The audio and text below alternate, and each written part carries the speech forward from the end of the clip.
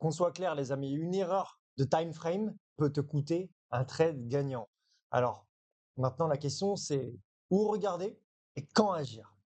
Je vais vous dire un truc, et je vais parler uniquement de mon cas. Moi, je suis spécialiste en swing trading, vous le savez, donc je trade beaucoup en jours, en 4 heures et en heures. Donc, il y a un proverbe qui dit, pour les swing traders, euh, le daily te dit où regarder, le 4 heures et l'heure te disent quand agir. Et là est toute la puissance de cette phrase, et on va voir ensemble des exemples pour que vous compreniez ce qu'elle veut dire.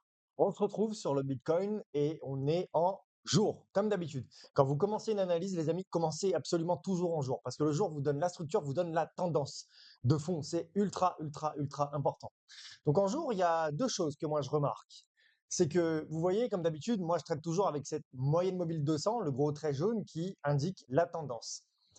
Première fois qu'on est passé sous la moyenne mobile 200, premier signe vraiment baissier sur le Bitcoin, c'était aux alentours du 16 octobre. Et vous allez être choqué, restez bien assis, prenez un thé parce que vous allez voir, ça joue énormément à plus d'une semaine de résultats.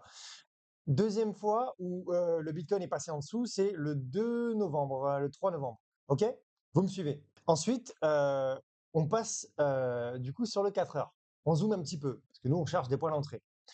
Si toi, tu étais entré sur le daily à ce moment-là, tu t'étais dit, bon, je vais rentrer parce que le marché se casse la gueule, on a des signes baissiers. Surtout que là, c'est break of structure parce qu'on a cassé la structure ici sur les plus bas. Break of structure, encore une fois. Donc, là, ça puait. Mais si vous étiez rentré à ce moment-là, regardez, vous rentriez ici à 100 000, derrière le Bitcoin, il va à 117 000. Tu te fais éclater complet. Tu te fais éclater, ni plus ni moins. Je peux pas t'en dire plus. Donc, ton trade aurait été complètement perdant.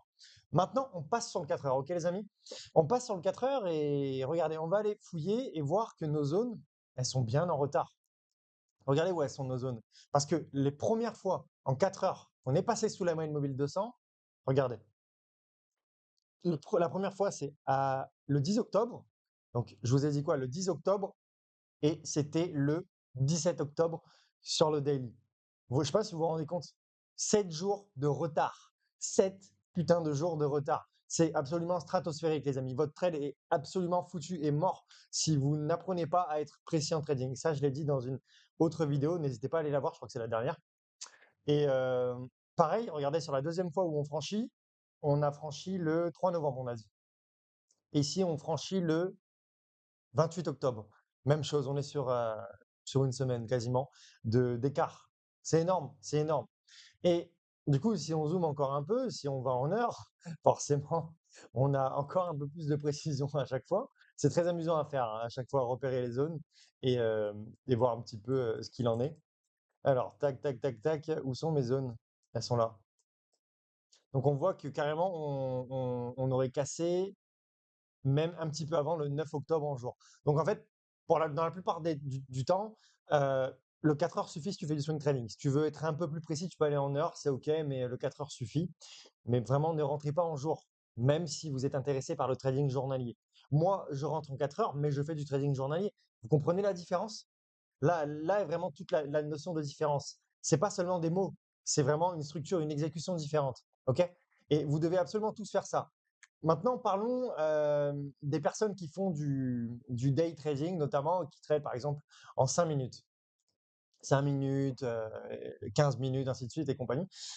C'est un peu la même chose. En fait, vous avez besoin d'avoir comme support global et comprendre la tendance, la notion de daily. Si vous ne le faites pas, c'est mort parce que vous allez trader à l'arrache. En fait, c'est comme aller au casino. Si tu rentres sur un trade mais que tu comprends pas la structure, tu sais pas où t'en es, c'est bleu, noir ou rouge, finalement. Vous savez, la roulette. Donc, en fait, tu as 50% de chance théorique de réussir et 50% de chance de perdre. Maintenant, si tu as la structure, tu mets les probabilités en ta faveur. Cependant, je tiens à préciser qu'il peut y avoir des pièges et c'est pour ça que moi, je ne trade pas en dessous de l'heure. C'est parce que le fait d'être trop zoomé, notamment, ça peut perturber ta structure. On va essayer de prendre un exemple plus concret parce que là, le Bitcoin était aussi à cette période. Par exemple, l'euro USD sur la dernière portion de 5 minutes, là, il est vraiment, il est plus ou moins haussier, on va dire. Baissier, largement. Si tu passes en 4 heures, vous comprenez que cette portion en 5 minutes, elle est beaucoup moins claire.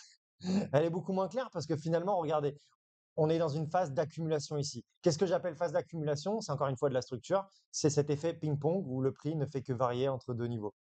Donc en fait, c'est un peu piégeux parce que si toi tu dis: «OK, la tendance est baissière», alors qu'en réalité c'est juste de l'accumulation, ça peut te pousser à prendre des mauvaises directions. Donc moi, je ne saurais que vous conseiller de faire du swing trading. Maintenant, si vous voulez faire du scalping et du day trading, vous le pouvez. Mais faites bien attention à la tendance et surtout, regardez les tendances légèrement au-dessus. Si tu fais du 5 minutes, regarde la tendance horaire, regarde la tendance en 15 minutes, en 45. Mais ne regarde pas la tendance en jour si tu fais du 5 minutes, parce que ça n'a pas totalement de sens. Tu peux checker et jeter un œil parce que oui, c'est important de savoir dans quel contexte tu te trouves, mais en 5 minutes, tu es trop zoomé.